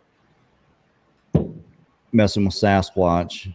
You know, all everybody makes fun of it. You know, if you're going to see it in any mainstream capacity, it's going to be a parody. Yeah, absolutely, which is a shame. Well, you know, it's a good it's a good marketing tool that Jack Slinks with their thing with the Bigfoot and Geico commercial, whatever. It's good stuff. It's fun. So, but how many of those things that people associate, because well, if you're old enough, you've all seen Harry and the Hendersons. Right. So we're all conditioned and associated with that kind of stuff. To a point, after a while, there have been some things that at first we thought were just child's play or nonsense that's turned out to be real. I mean, is that going to happen with this thing right now? I mean, well, you know, we talked about, you know, them being discovered eventually, and I think Doppler is going to be the tool that does it, because it can detect heartbeats. You know, there's no hiding from Doppler, no matter what you are. But it's dangerous to use right now, and I think eventually it's going to get to be where it's handheld, you know, portable, and then I think that's the technology that's coming. That's going to expose this creature.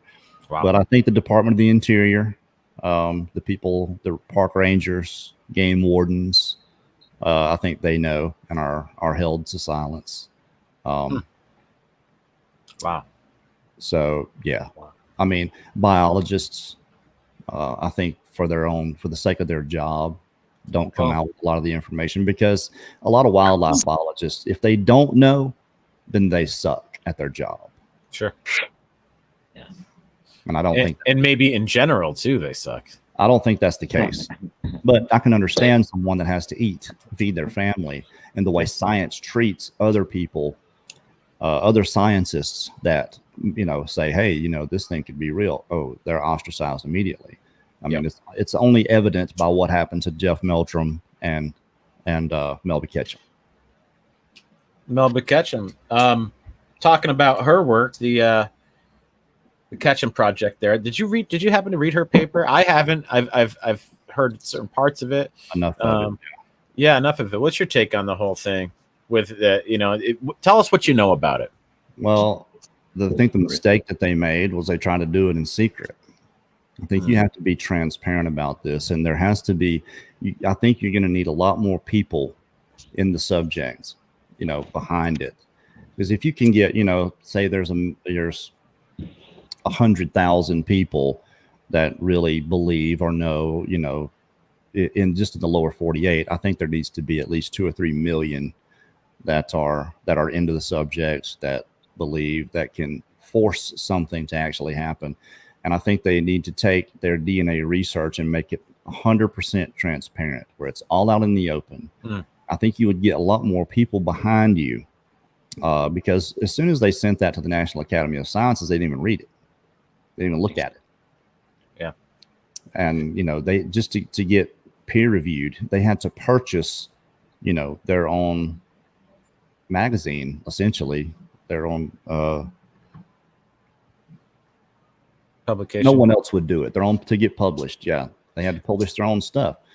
So I mean, it's not going to be it's not going to be looked at. Period. There's a reason, whether it be religion or evolution. I think this does a lot to, not that evolution doesn't exist. I'm not saying that. You know, things change. It's obvious that things change.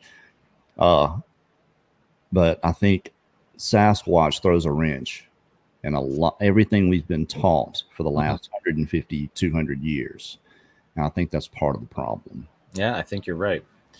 For those people who don't know, I don't know a lot about it, but the Melba Ketchum, the Ketchum Project, that was about, you know, like DNA extracted from hair samples, right? The Olympic Project, yeah. They had all kind of things. They had blood, they had hair, they had urine, had gotten urine from one place, had several blood samples, and tissue samples. Very cool. Kerry, you work with Final Cut Pro. That's the editing platform you work with on a Mac for what you do? Very interesting. That's what me and Jake both use too. We love it. I got an old version and a new version. That's what I use to edit our stuff for us. How did you learn how to do this stuff? The editing, the film techniques.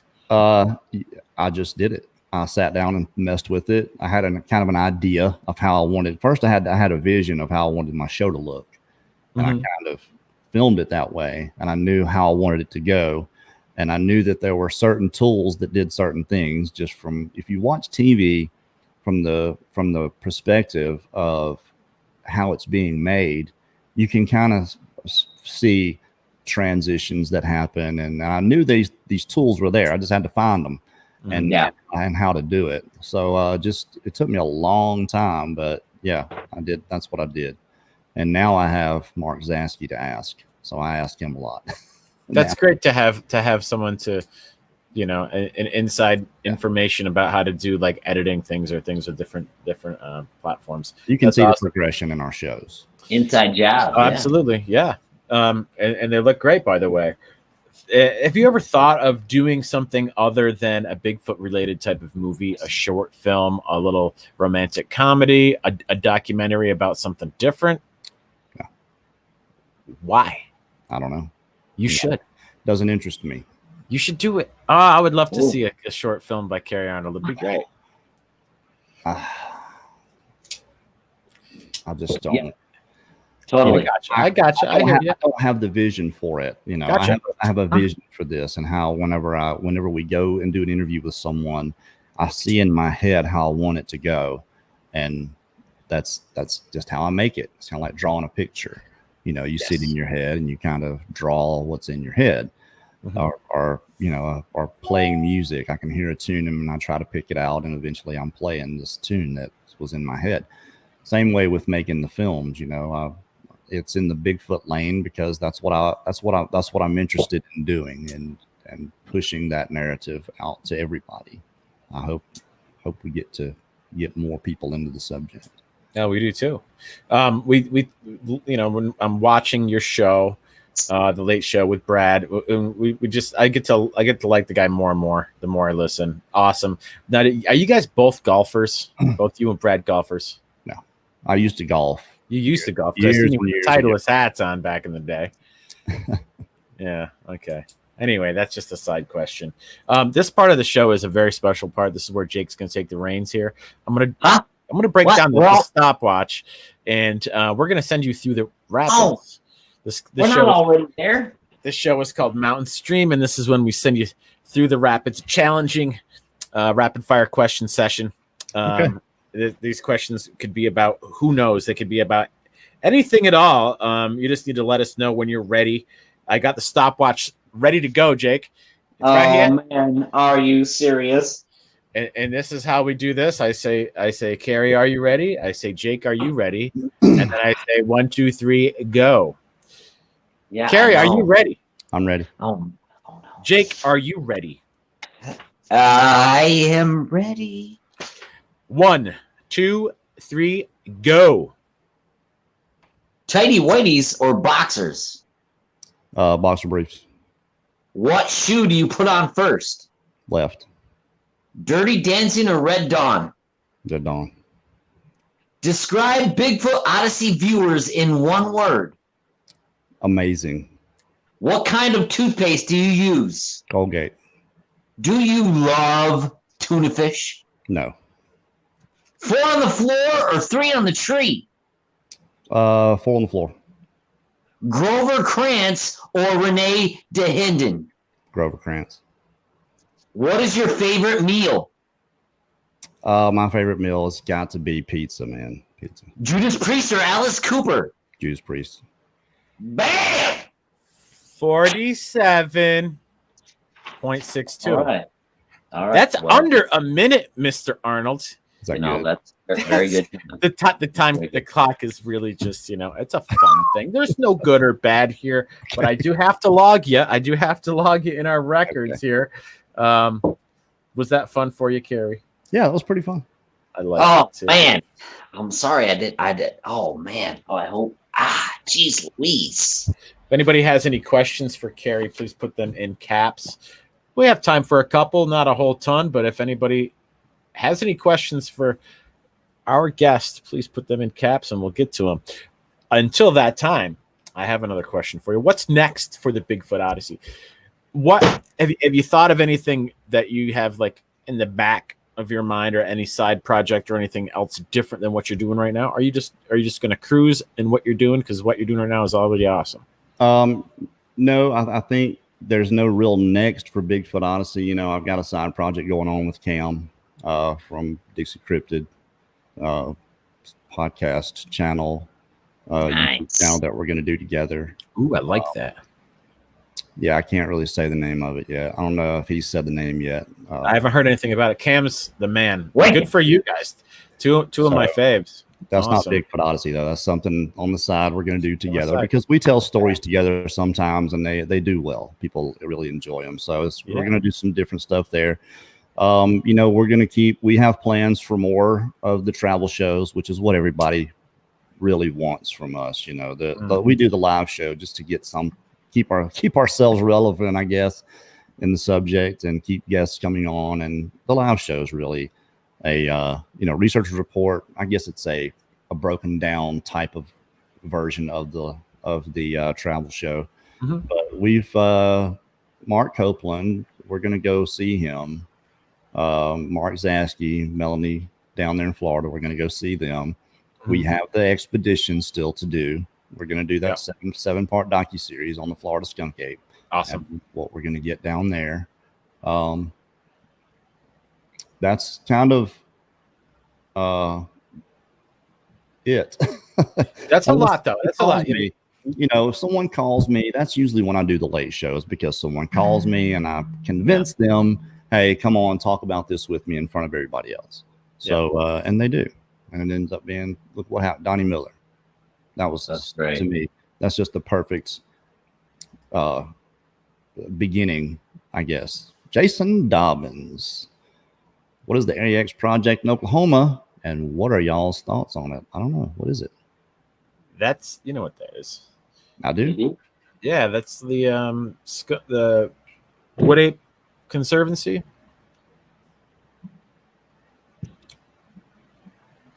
The who? Whoops. The Lost Cryptids Conservatory? The Wood Ape. Oh, man, I don't know. I haven't heard anything about it. Right turn, Clyde.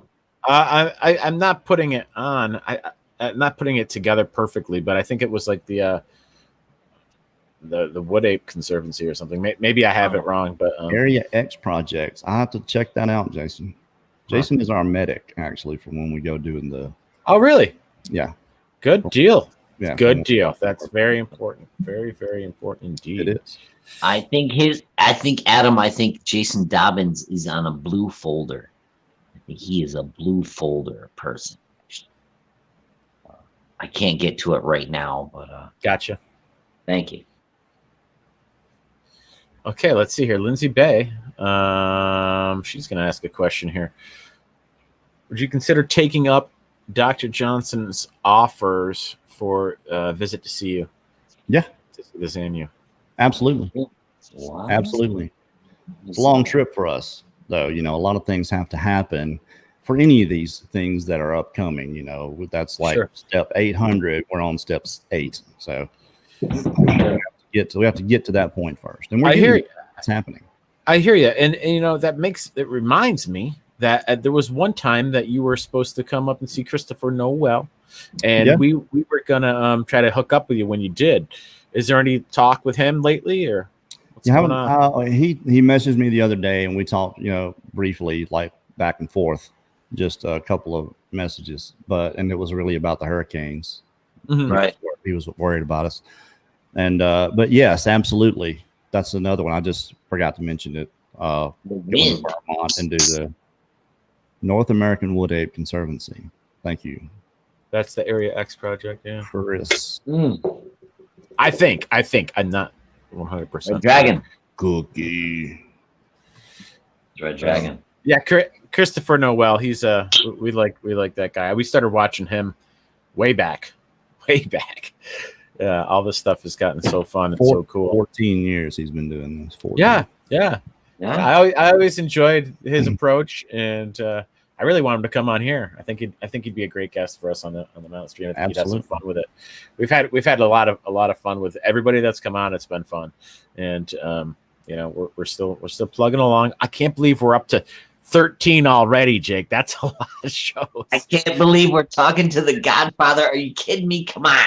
The Godfather. Why have I got that labeled? I've already gotten, let's see, I got president. I had D right Doss. there.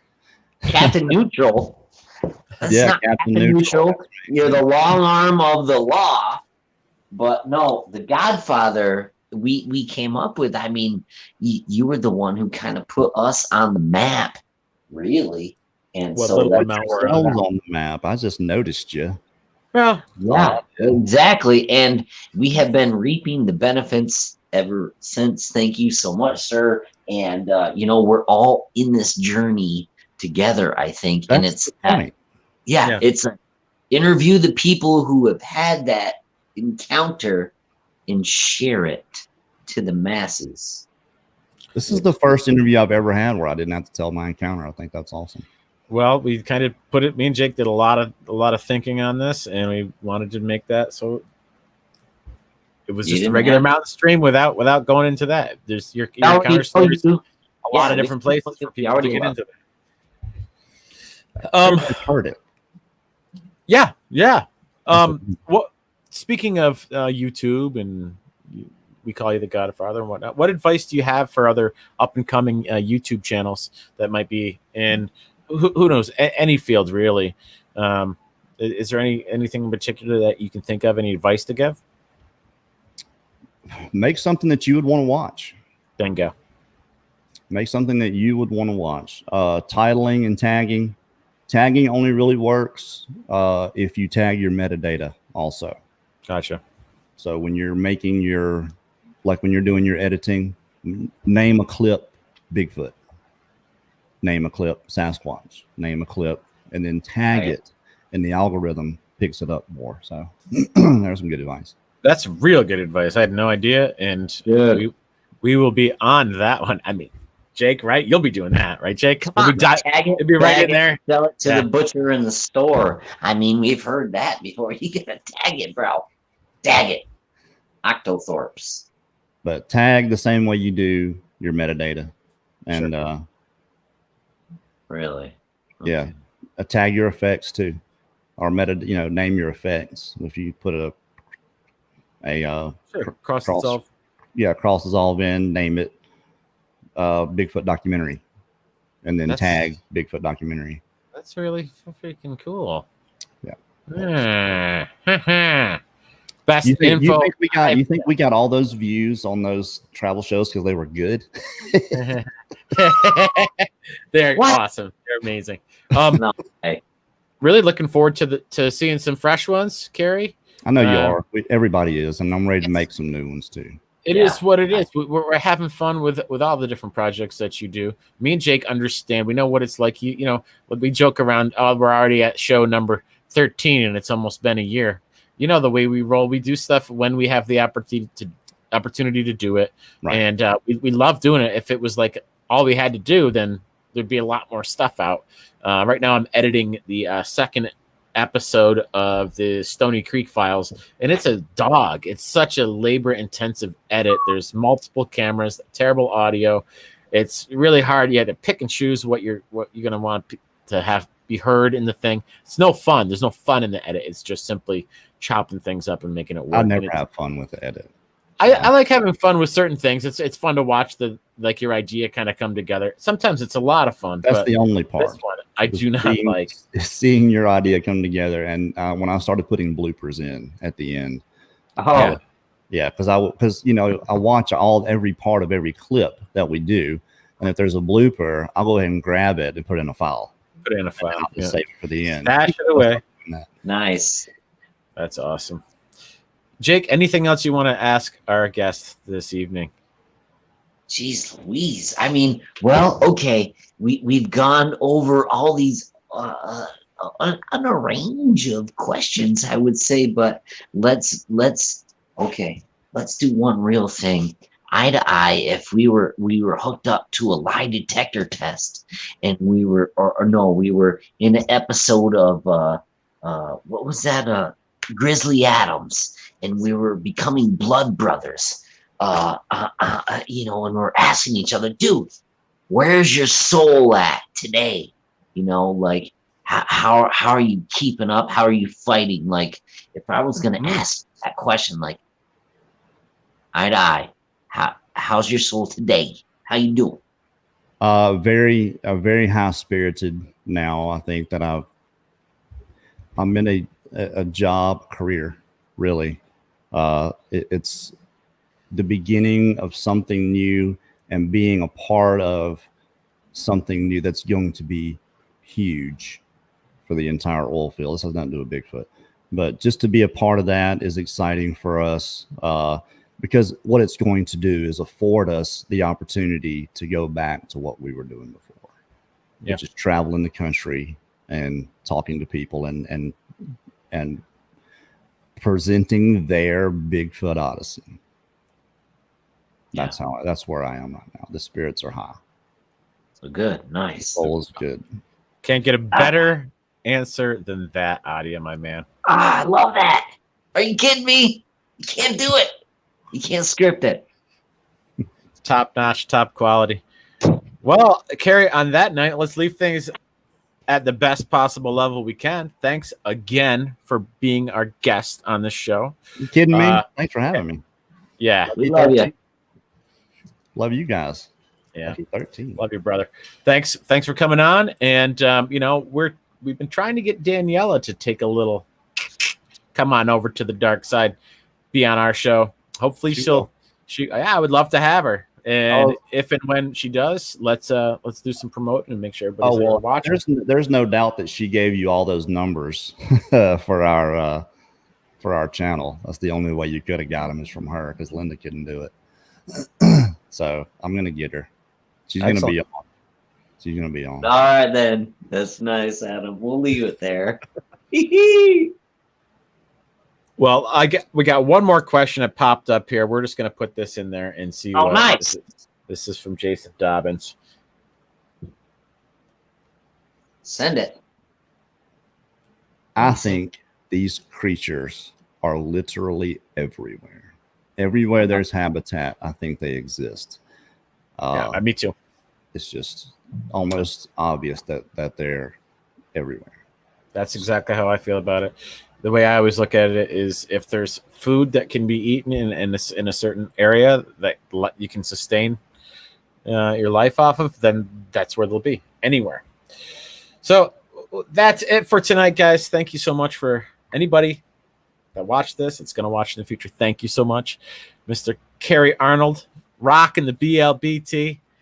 Yeah. Love all you guys. But Jake, I love you the most, bud.